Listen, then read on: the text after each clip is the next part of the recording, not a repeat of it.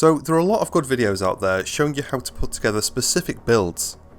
But what if you wanted to make one from scratch and just don't know where to begin? Well, in this video, let's go through the thought process of putting a build together in the Division 2 and where you can start.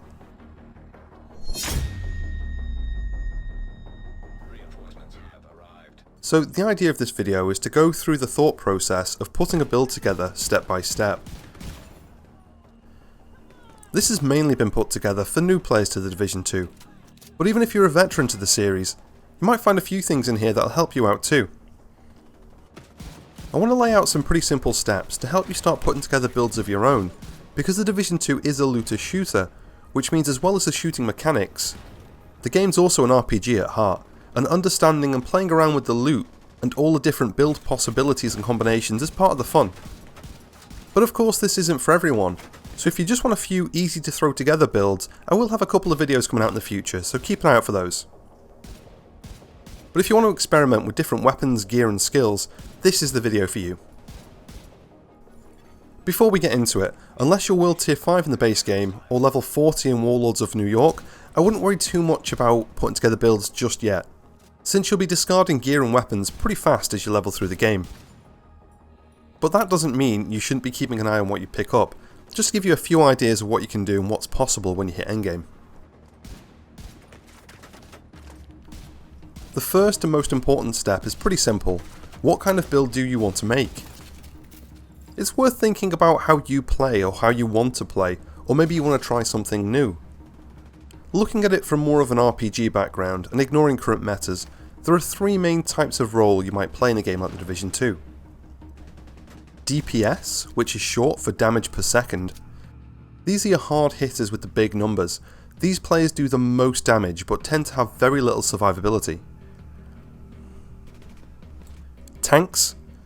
These are builds that are designed to take damage rather than do damage, often with a very large amount of armour or using a shield. In most games, tanks will draw aggro and get the NPC's attention, drawing them away from the other players of the group.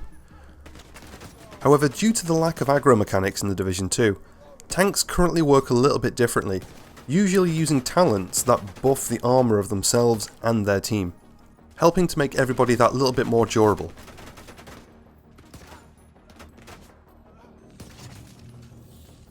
And finally, support.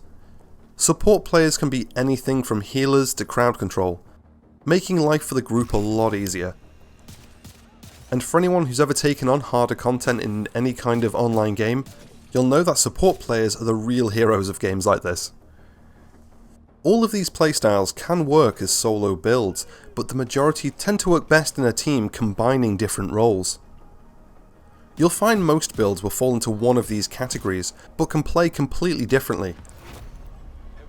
For example, a crit-based assault rifle build, or a seeker turret skill build, feel completely different to play, but both work as damage dealers. Or you might want to put together something a bit more jack of all trades, not excelling in any one area, but possibly more functional as a solo player. The choice is completely up to you. Now you have some kind of idea of the build you want to put together. What kind of weapon do you like to use? In the Division 2, there's 7 different weapon types. Assault rifles, which are fully automatic and excel at medium range.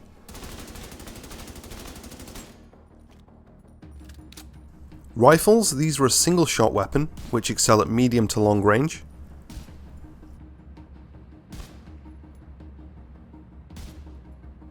Submachine guns, a close range fully automatic weapon.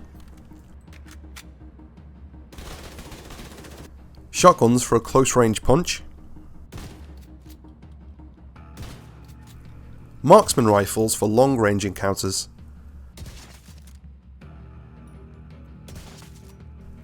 Light machine guns, with large clip capacities and the ability to suppress NPCs into cover. And pistols as a sidearm, but these also work great with a shield. Each of these have a very different feel with various pros and cons. I'd say give them all a try and see which one you'd prefer. With weapons, there'll always be one or two types that outshine others in update to update, and people will often gravitate towards them, especially if they're playing some of the harder content in the game. But it's important to play the weapon or weapon type you enjoy. Or maybe your build isn't based around a weapon at all but a set of skills. Just like with weapons, the Division 2 has a set of damage dealing skills. If you want to rely on skills through your main damage, I suggest trying them all out just to see how they all work. If you want to keep your weapon as your main damage, think about how the other skills can add some more utility to your build. Things like the chem launcher for a quick heal, or the firefly to blind NPCs for some quick easy kills. When you have an idea of what you're putting together and how you want it to play, it's time to look at some of the different gear brands. You'll find most non-gear set pieces belong to a brand, and each brand has up to 3 additional stats depending on how many pieces you have equipped. So having one piece of a brand will give you the first bonus, and every piece you add after that, up to 3, will give you the additional stat bonuses. Most of the brands have been designed with specific types of play in mind. For example, Araldi Holdings gives you 10% marksman rifle damage, 10% headshot damage, and 5% damage to armour, for having all 3 pieces equipped. So looking at these stats, it's pretty obvious that Araldi works best with sniper style builds. Or Gilligard gives you 5% armour, 10% health, and 1% constant armour regeneration, for having 3 pieces equipped, so this is more of a tanky resilient style to play. So it's worth looking at what brands are available and what combinations will work best for you. You also don't just have to have 3 pieces of the same brand, you can look at different combinations. Like having 1 piece of one brand, 2 of another, and then 3 of a different brand. There's a lot of possible combinations, so try a few things out. Maybe even grab a pen and paper, write a few things down, and see how it all starts to work together.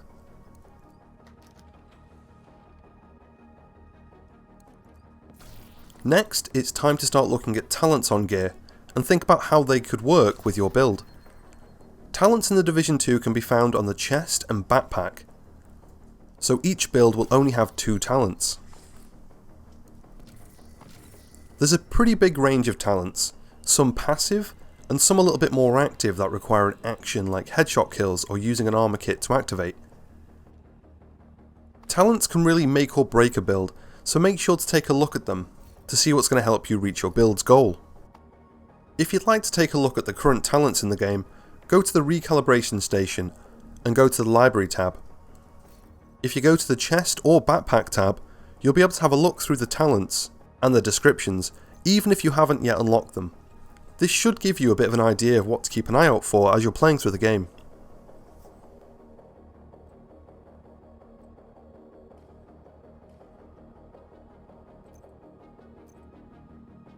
Now it's time to start putting it all together.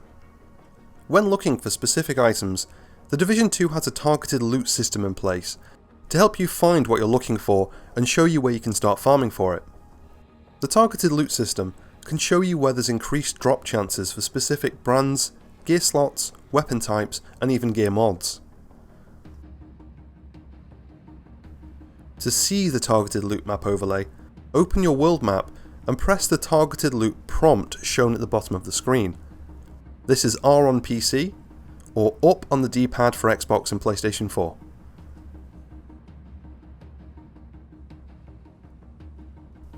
To begin with, don't worry too much about finding the perfect pieces or weapons, just start to build a rough idea to see how it's all going to come together. And once you've got it together and you're happy with how it plays, it's time to start grinding for those last few percent and really squeeze the maximum ability out of the build. And that's it. That's all you need to know about putting a build together from scratch. I hope you found this video helpful. If you've got any questions, please ask in the comments section. Thanks for watching, and I'll catch you in the next one.